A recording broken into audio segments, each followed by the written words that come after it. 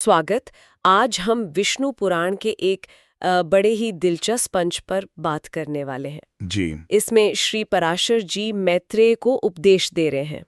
कहानी है माया मोह की, कैसे असुरों को भ्रमित किया गया, और फिर राजा शतधनु की एक बहुत ही अनोखी कहानी। बिल्कुल। और ये अंश दिखाता है कि कैसे पौराणिक कथाओं के जरिए आस्था, कर्मकांड, सामाजिक नियम, इन सबको समझाया जाता था। हाँ। हम देखेंगे कि कैसे एक तरह से तर्क का इस्तेमाल भी हुआ और कैसे कर्मों का फल वो भी जन्म जन्मांतर तक पीछा करता है। कम से कम इस कथा के हिसाब से तो यही है। तो चलिए शुरू करते हैं। कहानी कहाँ से शुरू होती है? नर्मदा तट पर, जहाँ असुर तपस्या कर रहे हैं। हाँ, और उनके पास पहुंचता है मायामोह, एक खास रूप में। कैसा रूप? दिगंबर बताया गया है, यानी वस्त्रहीन। जी, और सिर मुंडा हुआ, हाथ में मोरपंख, बिल्कुल एक अलग ही वेश। और वो असुरों से पूछता क्या है? पहुंचते ही सीधा सवाल, ये तपस्या क्यों कर रहे हो? दुनियावी फल के लिए या पारलौकिक, मतलब मुक्ति के लिए? और असुरों का जवाब? वो कहते हैं हमें तो मुक्ति चाहिए। अच्छा। और यहीं से माया मोह का वो खेल शुरू होता है। बिल्कुल। वो कहता है अच्छा मुक्ति चाहिए तो मेरा बताया धर्म अपनाओ। इसे वो कहता है अर्हत धर्म। अरहत? हाँ, मतलब योग्य या आदरणीय। कहता है ये मुक्ति का खुला दरवाजा है, तुम्हारे वैदिक मार्ग से कहीं बेहतर। अरे, सीधे सीधे वैदिक मार्ग को चुनौती? सीधे सीधे वो कहता है कि अगर मुक्ति चाहिए तो ये रास्ता पकड़ो। और इसके लिए वो कई तरह के तर्क भी देता है ना? हाँ हाँ, बहुत चालाकी से कहता है देखो, ये धर्म है वो अधर्म, ये सच है वो झूठ, इससे मुक्ति मिलेगी उससे नहीं। वो दिगंबरों और सांबरों, मतलब वस्त्र पहनने वालों और न पहनने वालों के धर्म का फर्क बताकर उन्हें उनके अपने स्वधर्म जो वैदिक मार्ग है उससे भटका देता है। और उन्हें अरहत बनने को कहता है। जी, आदर करने योग्य। तो वो असुर अर्हत कहलाए। इसके बाद भी माया मोह रुका नहीं। वो फिर दूसरे असुरों के पास गया, लेकिन इस बार अलग रूप में। हाँ, इस बार लाल कपड़े पहन के। और अब उसकी बातें थोड़ी और अलग हैं, मृदु शब्दों में। क्या कहता है इस बार?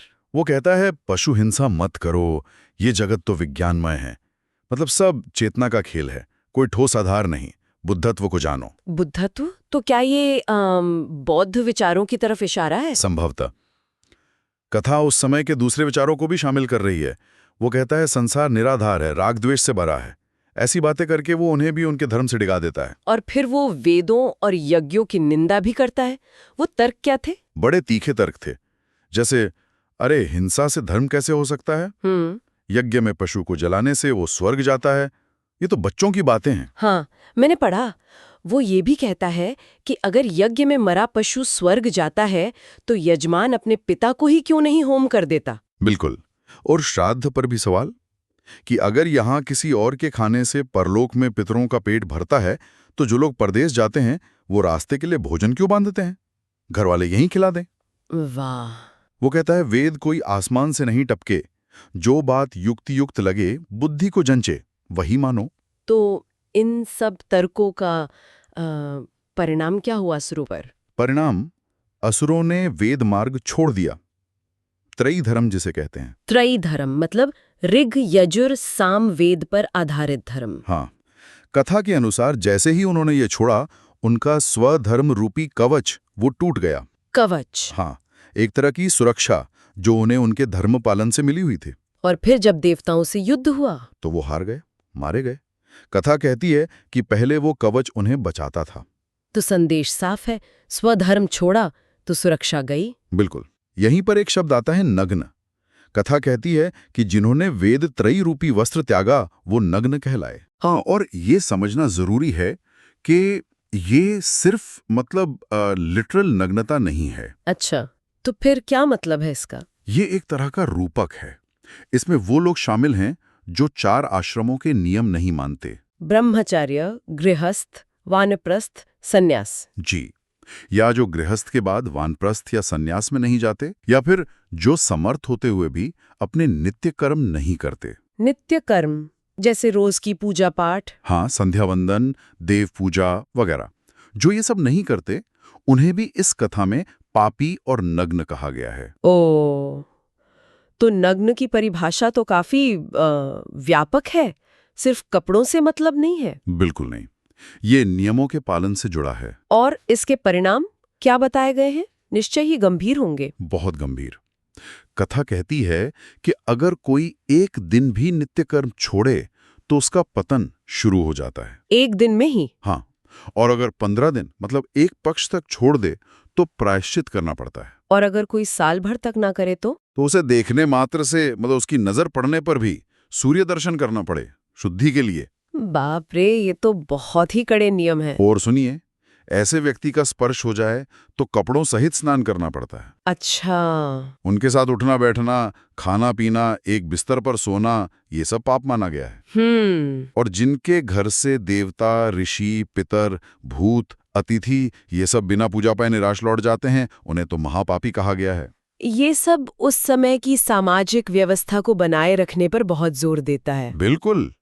कथा ये भी कहती है कि जो अपना वर्ण धर्म छोड़कर दूसरा धर्म या हीन वृत्तियां अपनाते हैं वो भी नग्न हैं।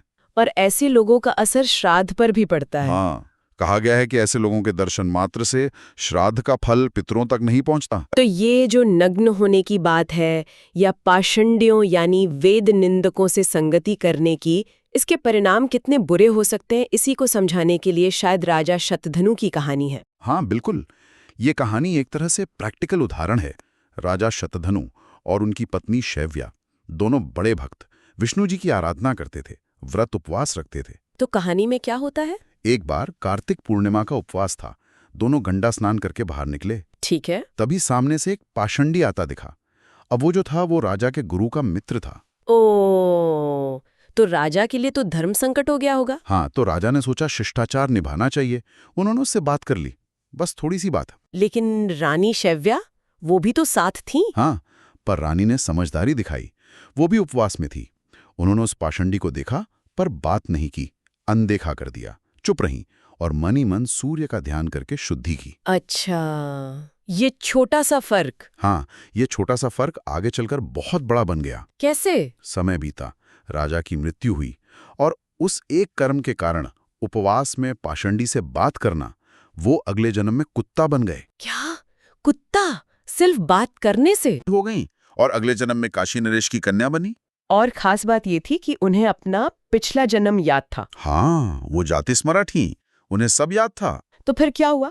राजकुमारी को पता चला कि राजा कुत्ते की योनि में है। हाँ, उन्हें अपनी दिव्य दृष्टि से पता चल गया कि वो विदिशा नगर में एक कुत्ता है।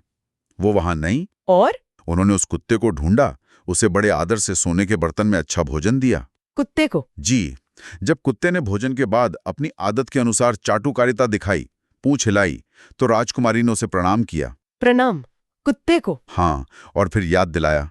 बोली, महाराज, क्या आपको याद है अपना वो कर्म जिसके कारण आज आप इस योनि में मेरे आगे पूंछ हिला रहे हैं? याद कीजिए, तीर्थ स्नान के बाद आपने पाषंडी से बात की थी। और कुत्ते को याद आ गया। हाँ, जैसे ही राजकुमारी ने याद दिलाया, कुत्ते बने राजा को अपना पिछला जन्म याद आ गया। उन्हें बहुत दुख हुआ, वैराग्य हुआ।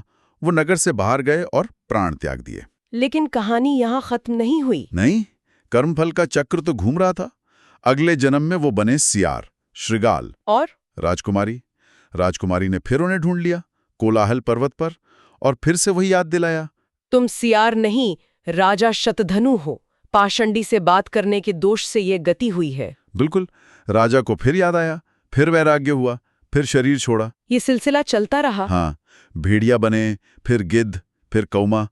हर जन्म में राजकुमारी उन्हें ढूंढती और उनका वो पाप याद दिलाती। हर बार याद दिलाने पर ही उन्हें वैराग्य होता। ये स्मृति या ज्ञान कितना जरूरी है मुक्ति के लिए, ये भी दिखता है। सही कहा। जब वो कौवा बने तब भी राजकुमारी ने कहा, हे प्रभु, जिनके आगे बड़े बड़े सामंत सिर झुकाते थे, वही आप आज कौवा बनकर बलि खा रहे हैं। उफ, तो अंत कब हुआ इस चक्र का? अंत हुआ मोर के जन्म में। जब वो मोर बने, राजकुमारी ने फिर उनकी सेवा की और यहीं एक अहम मोड़ आया। क्या हुआ? उसी समय राजा जनक एक बहुत बड़ा अश्वमेध यज्ञ कर रहे थे। अश्वमेध यज्ञ? हाँ, और यज्ञ के अंत में होता है अवभृत स्नान, एक पवित्र स्नान। ठीक है। उस स्नान में पता नहीं कैसे इस मोर को भी स्नान करा दिया गया। मोर को यज्ञ के पवित्र स्नान में? जी। और इस स्नान के बाद जब राजकुमारी ने उन्हें फिर से याद दिलाया उनके कुत्ते, सियार, भेड़िए, गिद्ध, कौवे वाले जन्मों के बारे में और उस मूल पाप के बारे में, तो इस बार क्या हुआ? इस बार उस पवित्र स्नान का पुण्य और रानी के स्मरण का प्रभाव दोनों मिलकर काम कर गए। राजा ने मोर का शरीर त्याग दिया? और हाँ? अगला जन्म इस बार मनुष्य योनि मिली। वो राजा जनक के पुत्र के रूप में जन्मे। अरे वाह, तो अश्वमेध यज्ञ के स्नान ने शुद्धि कर दी। कथा तो यही संकेत करती है, उस कर्मकांड की शक्ति ने उनके पाप का बोझ हल्का कर दिया। फिर तो कहानी सुखद अंत की ओर बढ़ी होगी। हाँ, अब राजकुमारी ने अपने पिता काशी नरेश से कहा कि स्वयंवर रचाया जाए। स्वयंवर? जी। देश विदेश के राजा आए, जनक पुत्र यानी हमारे पूर्व राजा शतधनु वो भी आए। और राजकुमारी ने उन्हें पहचान लिया? बिल्कुल, और बिना किसी हिचक के वरमाला उन्हीं जनक पुत्र के गले में डाल दी।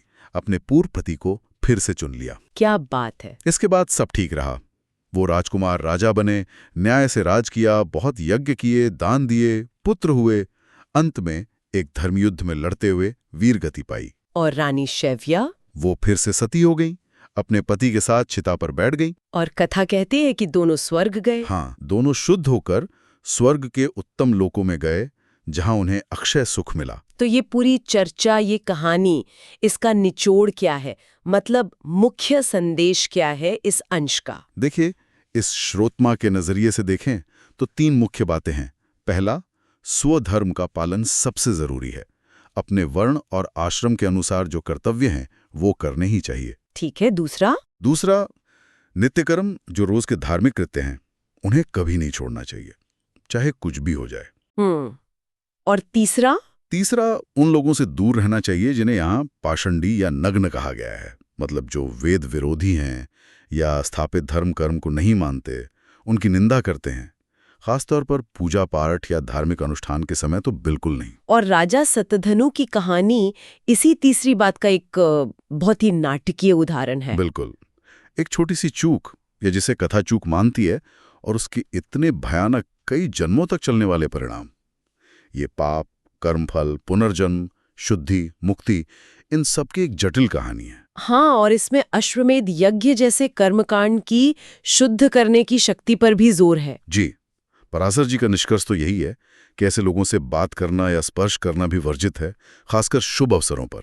लेकिन यहाँ एक सवाल मन में आता है, किसी एक काम, जैसे किसी से सिर्फ बात कर लेना, और उसका इतना ज्यादा गंभीर परिणाम, वो भी कई जन्मों तक, ये क्या दिखाता है? ये बहुत अहम सवाल है। परिणामों की ये जो अतिशय गंभीरता है, मतलब इतनी ज्यादा सजा, ये शायद उस समय समाज में जो स्थापित व्यवस्था थी उसके प्रति महसूस किए जा रहे किसी गहरे डर या चिंता की ओर इशारा करती है।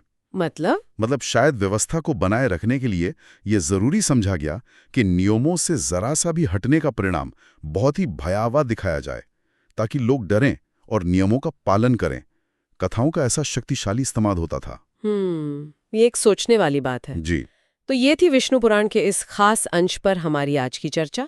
वाकई ये कथाएं हमें आस्था, कर्म और समाज के नियमों के बारे में बहुत कुछ सोचने पर मजबूर करती हैं। उम्मीद है कि इस विश्लेषण से श्रोताओं को कुछ नई दृष्टि मिली होगी, कुछ नए विचार आए होंगे। अगली बार फिर मिलेंगे किसी और विषय की गहराइयों में उतरने के लिए। बिल्कुल।